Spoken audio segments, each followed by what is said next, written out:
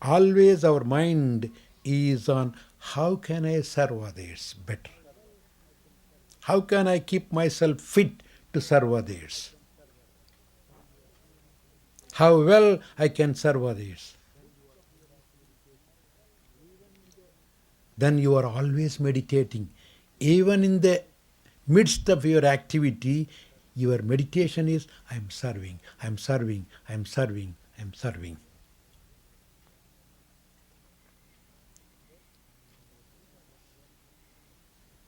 Okay? Good.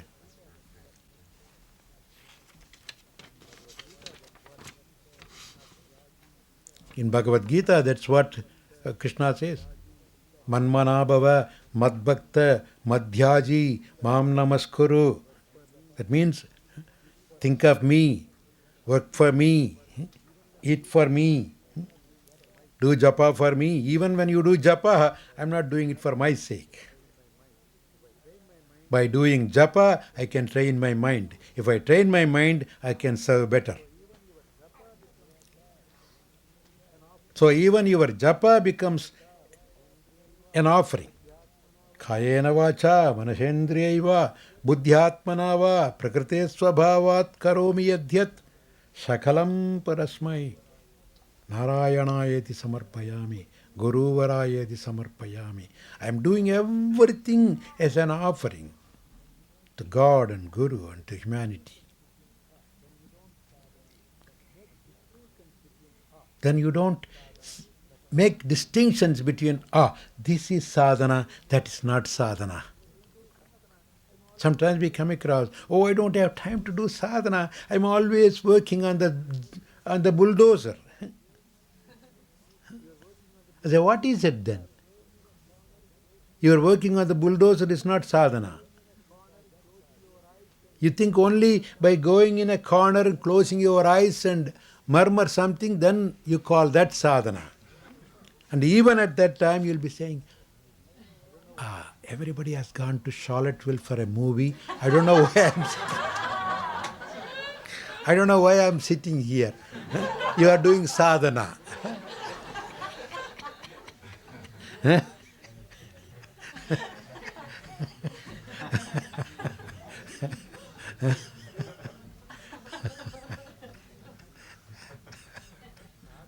No. Sadhana is not what you are doing, what you are thinking. Remember that. If you could understand the meaning of sadhana, sadhana is not what I am doing, but what I am thinking. Then you will know how to do sadhana. You don't have to change the occupations, change the activities and call this is sadhana, this is not sadhana. Even you are eating. Even when you sit in the toilet, you are doing sadhana. Remember that. Everything becomes sadhana.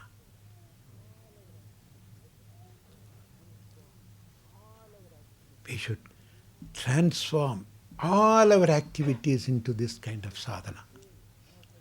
That means I am doing everything as a meditation, as an offering, as a prayer to serve God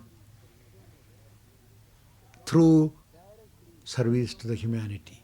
Because God directly, I don't know where He is or she is or it is, that God never even looks for your service. I think that God can survive without your serving. God doesn't need your service. God doesn't need your bananas. God doesn't need all your stacked up prasad there. I know why we put up there. Not certainly for God.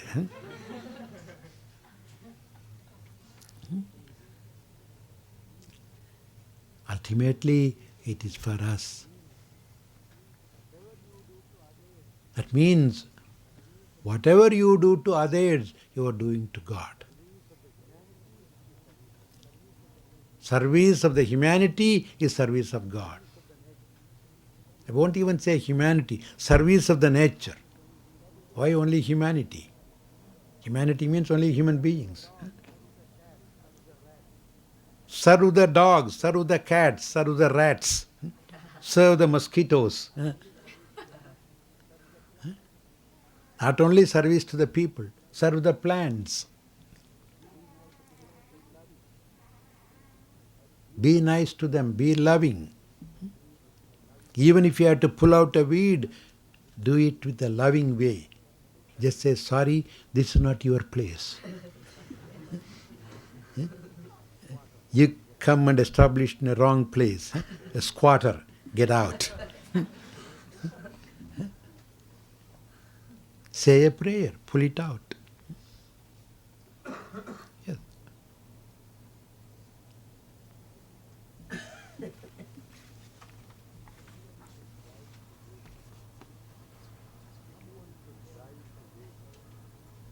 If someone should die today, could they be reborn at a prior time? For example, in the 1500s, if that environment was best for his evolution? Going back.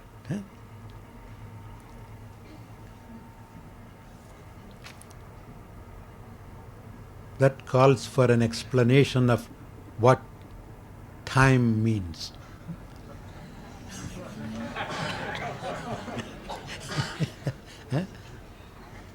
What is time? Present, past, future? Is there really something like that? Is the past dead and gone? The future still not yet there? No. Your babyhood is past, but you are still there.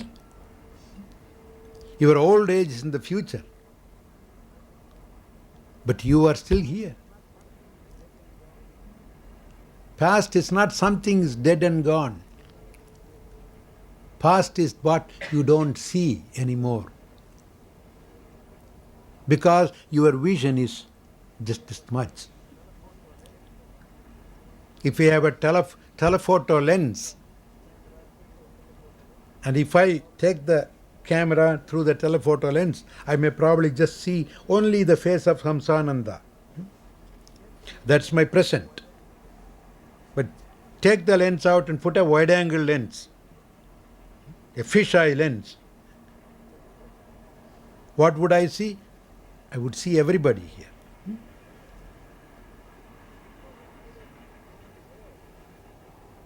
So when I was seeing only here, these people are not here. They are already here.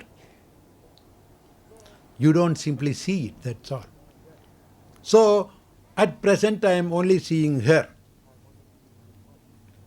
Just because I am only seeing this much. Give another example. You stand at the banks of James River. You see a log floating. A few miles ahead, another friend stands there. And another friend in the lower side of you. 3 people are standing on the shores, maybe 2 miles apart. A, B, C. You are B, he is A, and he is C. A log is floating. You all 3 have walkie-talkies. And the A says, hey, I'm seeing a log floating.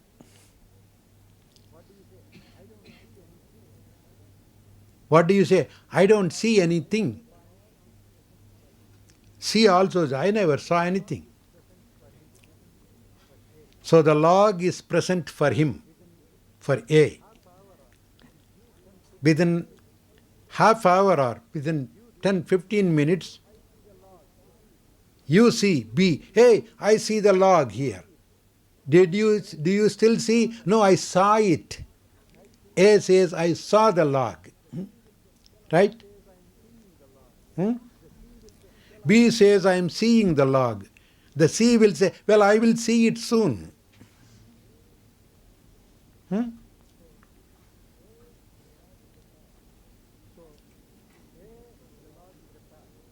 So, to A, the log is a past.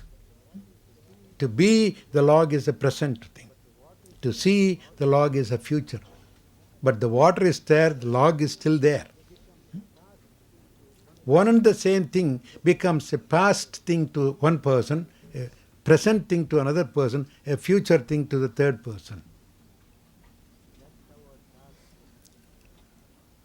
And that's how our past, present, and future.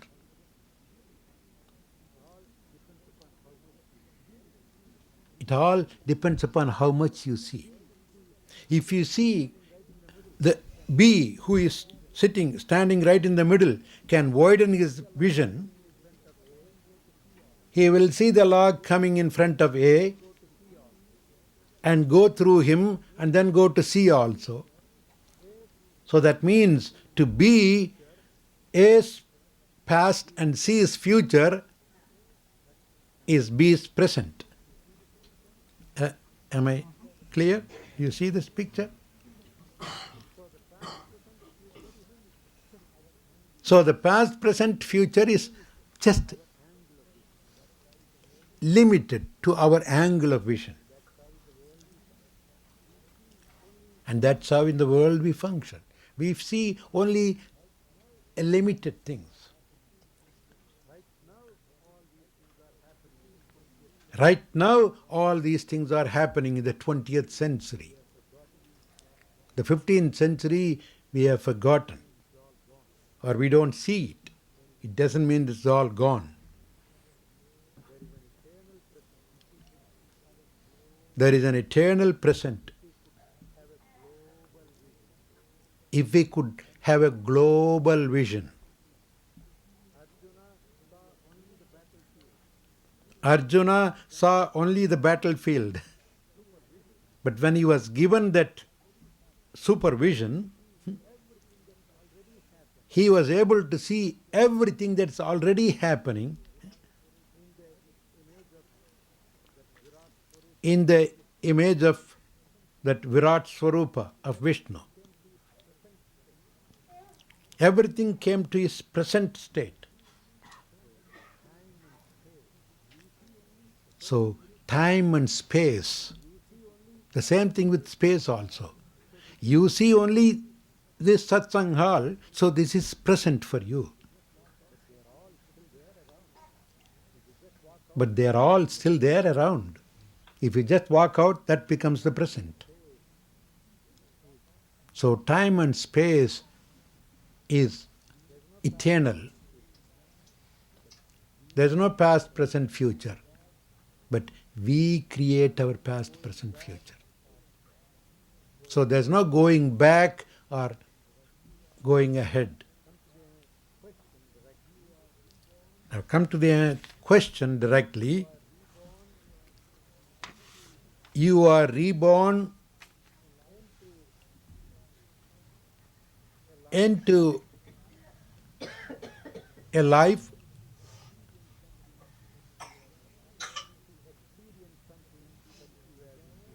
to experience something that you have been desiring to experience. And if your desire was to experience the 15th century world, certainly even right here you will experience the 15th century life.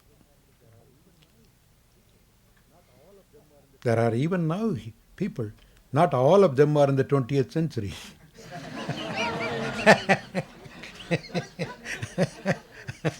Is it not so? How often we say, hey, you are not fit to be in this 20th century. You are still a barbarian, we say.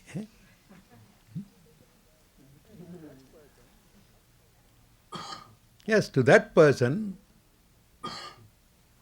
It is not 20th century. So, the experience. The world is eternal.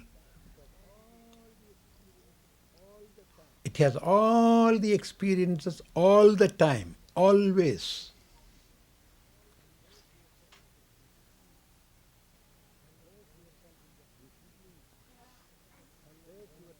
You simply place yourself in that situation.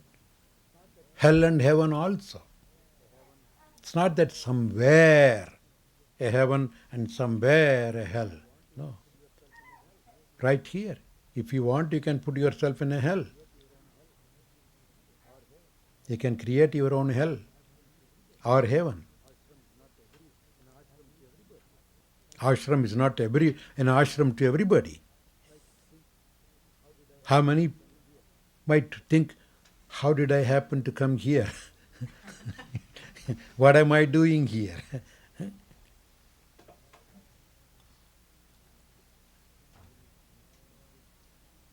So again, it's all up to your thinking. Sensories mean nothing. You can experience everything all times. You don't have to leave one place and go somewhere else. Wherever you go, you carry your own imagination. If there is a hell in your heart, even if you go to heaven, you won't see heaven there. But if you have a heaven in your heart, even in the hell, you will enjoy. Ah, what a wonderful place. Yes, yes. It's true. It's all up to you. It's all up to you.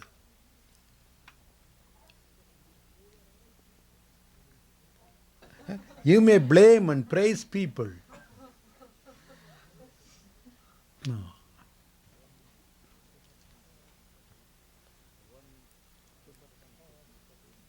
The one super consciousness, what is the cause for the entire creation, is taking care of everything and doing everything at the proper time. We label them as good or bad, right or wrong. What has to happen will happen or has happened. Temporarily we can point our fingers and say, he is the cause, she is the cause. And we do all that until we get tired of that. And then one day we'll say, well, nobody seems to be the cause. It all happens according to His will. Yeah, we go to the altar and say, Lord, it's all Thy will be done. Then the minute you come out, you fellow, how can you do this to me? Yeah. Yeah, it's easily. That's what we pray in the church, in the temple we pray.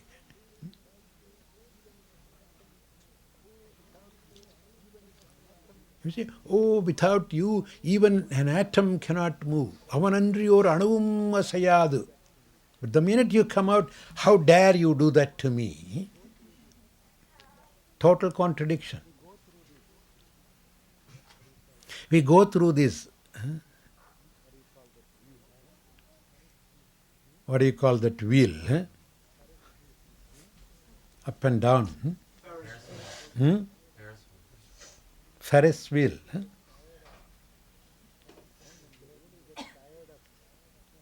And then when we really get tired of constantly blaming at somebody, then we say, I don't know. Things seem to be happening, whether I want it or not. Then you begin to accept things.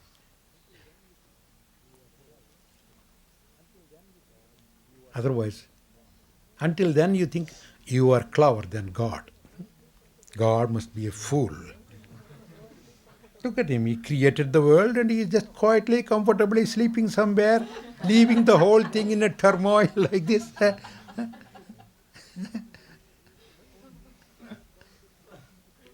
True. And it is our bounden duty to save the whole world.